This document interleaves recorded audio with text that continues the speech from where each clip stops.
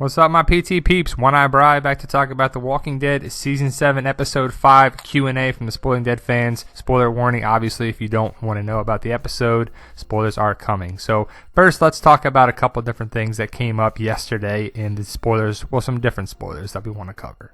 Now, the first thing is about Enid. Now, yesterday, a source came out online. I don't want to ruin the source because it looks like they got their information misconstrued, because the Spoiling Dead fans, we'll talk about that in a second, said that it's not true, that Enid was supposedly raped, sexually assaulted twice by a savior, and Carl watched it and whatever, and it turns out that it's not going to happen in the episode. It's unlikely. So does Enid get raped by the saviors? No, thank God. I was really hoping that it wasn't true because it was terrible, but there's a spoiler from another site that is spreading like wildfire about Enid getting raped in this week's episode. Understandably, that has upset a lot of people in the fandom.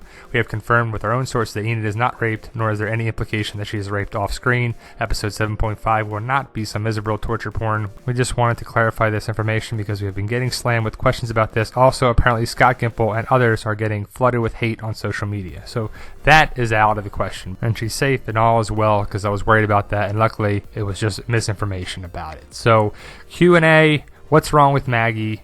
Is the baby okay? The baby is fine.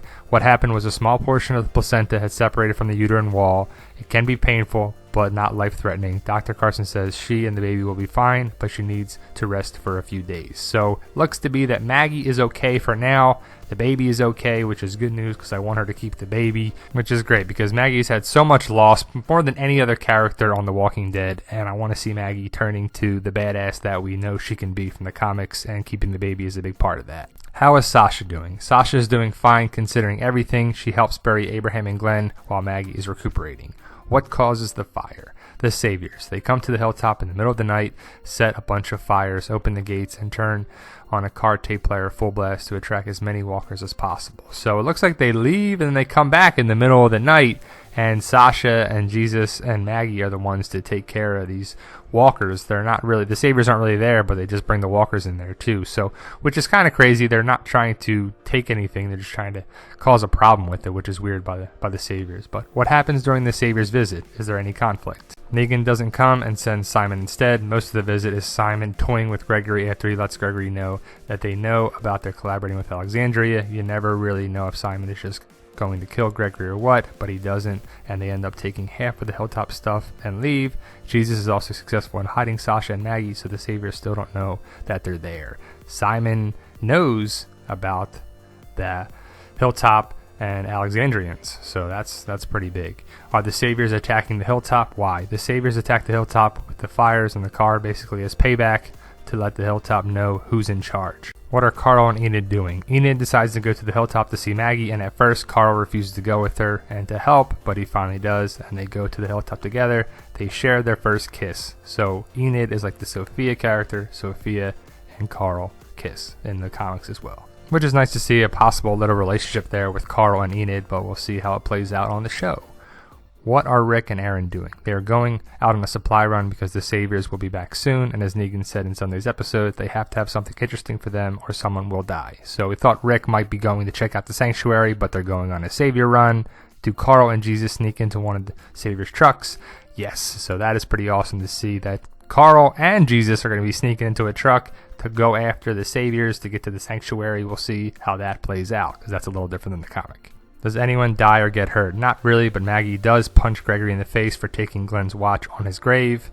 How does this episode end? It ends with Jesus sneaking in the back of one of the saviors' trucks, only to find Carl back there as well. Sasha is the one who asks Jesus to find out where Negan lives because she wants to kill him, and so the episode also ends with a scene of her sharpening knives, preparing for that, which is a badass picture, and I like to see that. So Maggie punches Gregory. They're like in the comic, she does punch Gregory as well too, for a different reason of course, but Maggie ain't no one to mess with this season, that's for sure. I'd like to see more of Maggie and Sasha taking the leadership badass roles. This is how it ends, it looks like, where Sasha sharpening her knife with Abe's cigar, badass picture right there too. Jesus gets in the truck, which would be pretty awesome, setting up the later part of season 7. Got some bonus information here. They put Jesus double crosses Gregory by putting a case of Gregory's finest scotch in the closet he was supposed to put Sasha and Maggie in. So when Gregory tried to give them to the saviors, they find and confiscate his best booze instead. Carl and Enid find roller skates on the way to the hilltop and skate most of the way. Enid brings her green balloons and puts them on Glenn and Abraham's graves, which is a nice touch. And I can't tell you enough how relieved I am to know that the potential spoilers were wrong about Enid and the sexual assault, because I'm just so glad that's wrong and it's not going to happen, which would have been terrible. I'm glad The Walking Dead did not go that way. Green balloons, glad she got to keep them and put them on the graves. Kind of saw that coming. Jesus, we get to see more of Jesus in this episode, and we need to see more of him kicking ass and taking names. So there you go, guys. Like, share, subscribe. Let us know what you think. You guys are awesome, and thank you for watching.